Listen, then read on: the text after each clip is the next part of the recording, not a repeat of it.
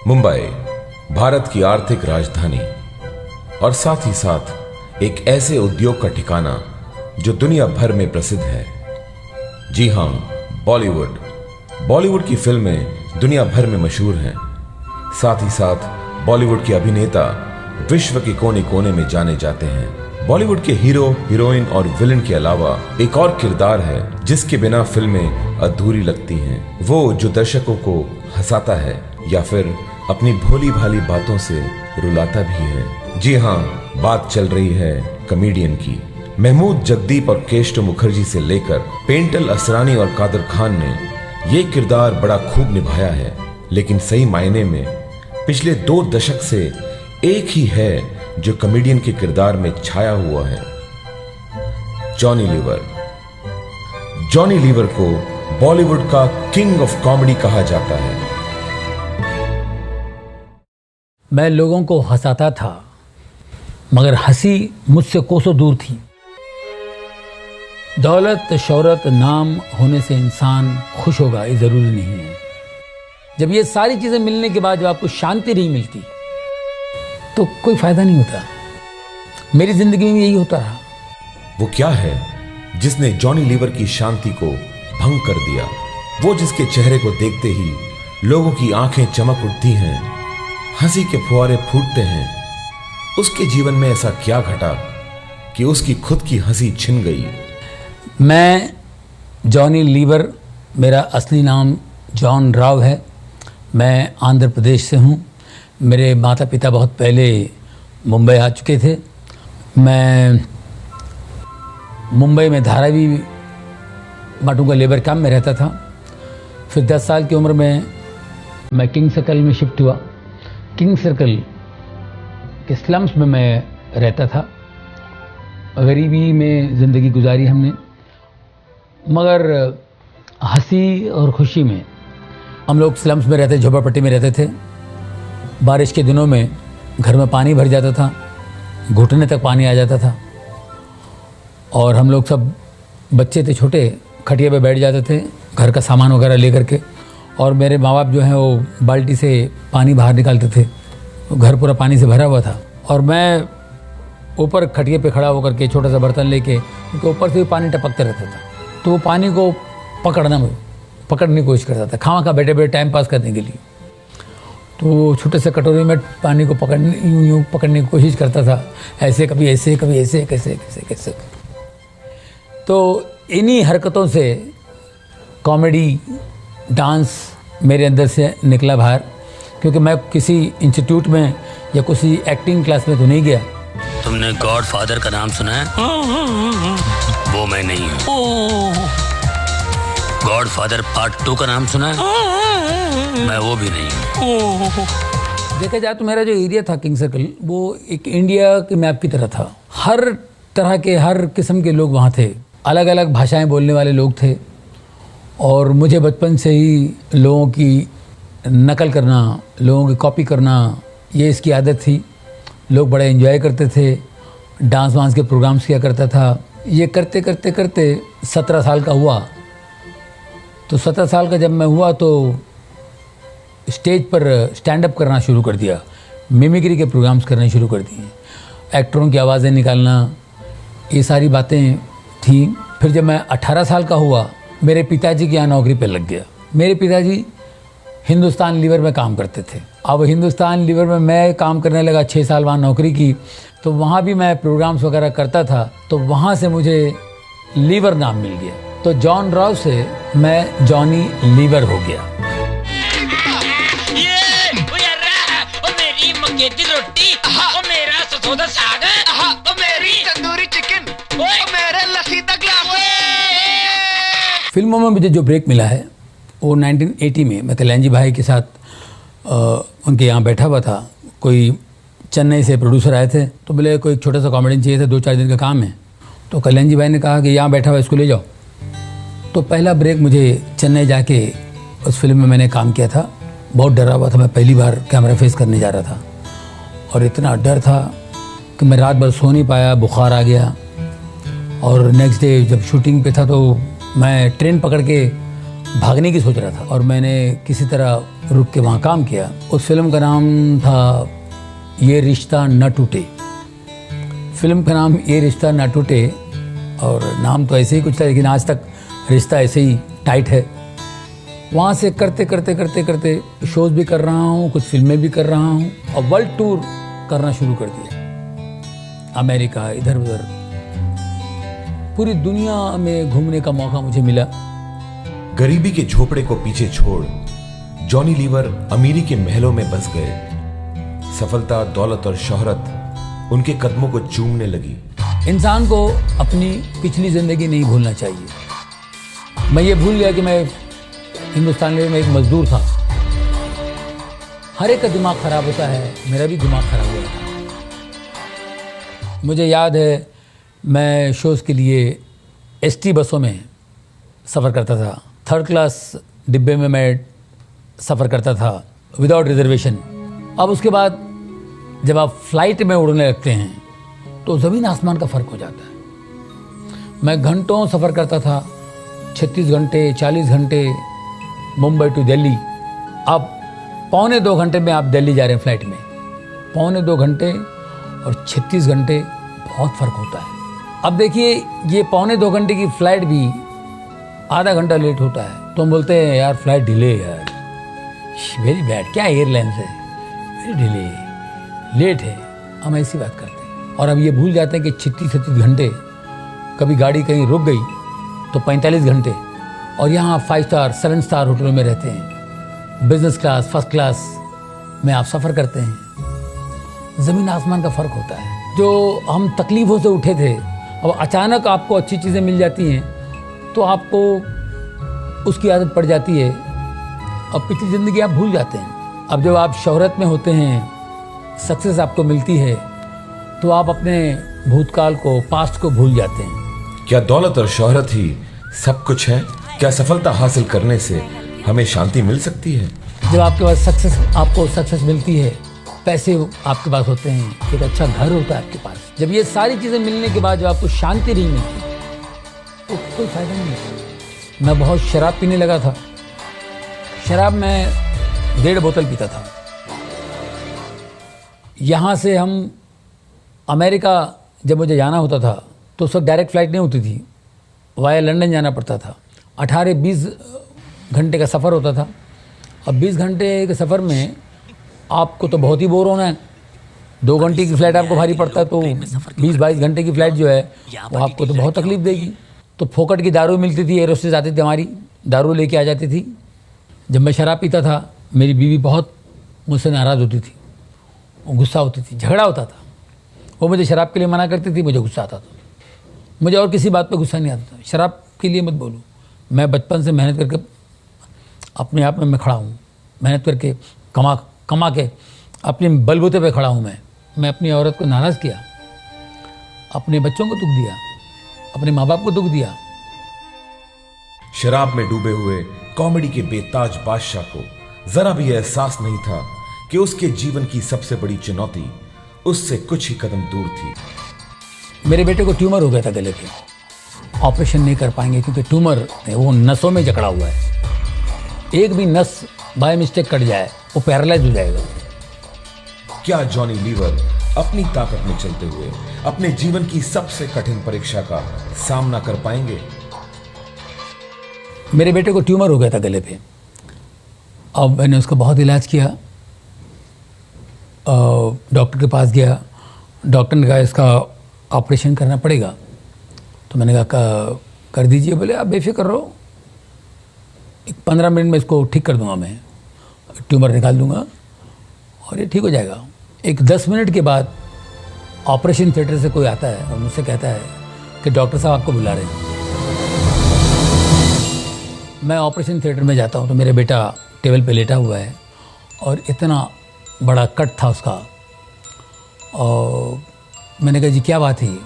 तो बोले ऑपरेशन नहीं कर पाएंगे क्योंकि ट्यूमर जो है वो निकाल नहीं सकते, वो नसों में जकड़ा हुआ है, नसों के बीच में जकड़ा हुआ है, और वो एक भी नस बाय मिस्टेक कट जाए तो वो पैरालाइज हो जाएगा, उसको लकवा हो सकता है, एक साइड से पूरा बदन खराब हो जाएगा। बोले क्या करना चाहिए? बोले बंद कर दो ऑपरेशन। तो फिर से स्टिच कर दिया उन्होंने, ऑपरेशन नहीं हुआ। डॉक्टर्स ने हाथ ऊपर कर दिए। जॉनी के सामने अपने इकलौते बेटे की जिंदगी का सवाल था। अब वो जो ट्यूमर है इतना सा था, वो इतना बड़ा हो गया 2 साल में। हमने होम्योपैथी, आयुर्वेदिक बहुत सा इलाज किया, कुछ नहीं, वो ट्यूमर इतना बड़ा हो गया। अब वो ना उससे ठीक हो रहा है आयुर्वेदिक से या होम्योपैथिक से, और ऑपरेशन के लिए भी नहीं जा सकते हैं। 2 साल गुजर गए। पहला ऑपरेशन 2000 में था, अब ये 2002 तक का कुछ नहीं हुआ। हमने बहुत से बाबाओं के पास गए, स्वामियों के पास गए, कुंडली जो भविष्यवाणी करते हैं उनके पास गए, ये सब चीज़ें हुई। बच्चे के लिए इकलौता बेटा है, इसके लिए जो जहाँ बोले वहाँ जाते थे। उन सब ने कहा कि ऑपरेशन के लिए मत जाना, ऑपरेशन मत कराना, बच्चा चला जाएगा। और एक कुंडली वाले ने तो कहा था कि 2002 तक ही आपका बच्चा है, उसके बाद आपका बच्चा नहीं है। जब बाबा और तांत्रिक भी काम न आए तो जॉनी ने खुद को असहाय पाया। क्या उनकी सारी दौलत और शोहरत उनके बच्चे को नहीं बचा सकती थी? अब बच्चे से मैंने कहा, देख बेटा, अभी मैं कुछ नहीं कर सकता हूँ, तुम्हें और कोई चीज़ चाहिए मैं तुम्हें दे सकता हूँ, ये उसका काम है, मैं नहीं कर सकता हूँ। क्या कोई ऐसी शक्ति है जो जॉनी लीवर के बेटे को बचाएगी? मेरे बच्चे को हर प्रेयर मीटिंग में हम ले जाते थे, कहीं से इसको हीलिंग मिल जाए। बहुत से लोग प्रेयर प्रार्थना करते थे, ये ट्यूमर निकल जाएगा, इसके गले पे ये ट्यूमर नहीं होगा। हमने कहा जी जी जी जी, लेकिन 2 साल तक हमने देखा कुछ नहीं हुआ। एक बार हम लोग अमेरिका गए थे, अमेरिका वगैरह घूम फिर के निकले। अब एक संडे हम लोग चर्च में गए, तो वहाँ मैं प्रेयर के लिए खड़ा था।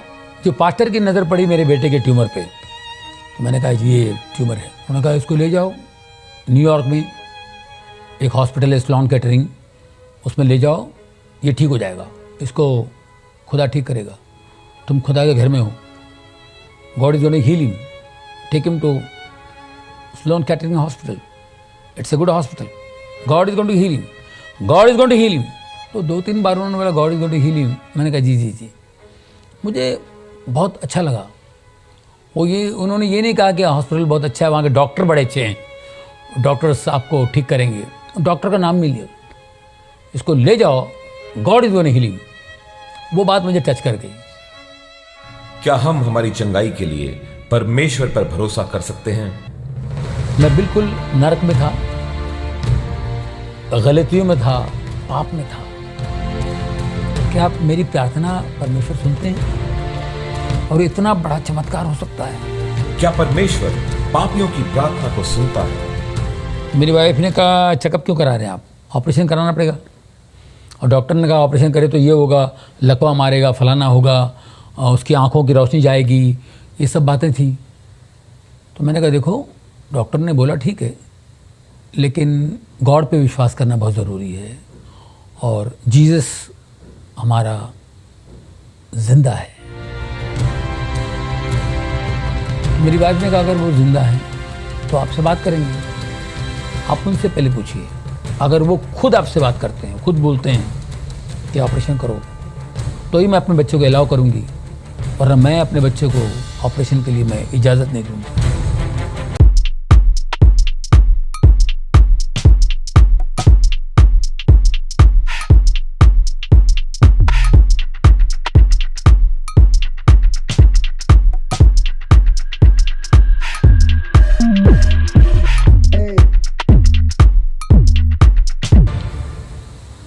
और मुझे आवाज़ आई, जा बेटा जा, ऑपरेशन कर, डर मत, मैं तेरे साथ हूँ। मेरा बदन पूरा ऐसा चल रहा। मैंने वाइफ से कहा मुझे आवाज़ आई, मुझे ऑपरेशन करो, ऑपरेशन के लिए जाओ। तो मेरी वाइफ ने एग्री की, ठीक है। क्या जॉनी लीवर ने वाकई परमेश्वर की आवाज़ सुनी, या फिर ये उनके मन का वहम था? हम लोगों को डर था को पैरालाइज होगा, आंखों की रोशनी कम होगी, लेफ्ट हैंड बिल्कुल 100% पैरालाइज होगा। यहाँ बहुत से लोग प्रार्थना कर रहे थे मेरे बेटे के लिए, हम भी बहुत प्रार्थना में थे। अब सिर्फ हमने परमेश्वर पर विश्वास करके ये तय किया था कि ऑपरेशन कर लिया जाए। अब ऑपरेशन के दिन 3 घंटे का ऑपरेशन था और मेरा बेटा ऑपरेशन थिएटर में था। 3 घंटे के बाद मेरा बेटा बाहर आया। हम लोगों को डर था, जैसे कि यहाँ उन्होंने कहा था उसको पैरालाइज होगा, आंखों की रोशनी कम होगी, लेफ्ट हैंड बिल्कुल 100% पैरालाइज होगा। लेकिन मेरा बेटा 3 घंटे बाद जब बाहर आया, अपने लेफ्ट हैंड से बोला, daddy I am absolutely all right. बिल्कुल ठीक था।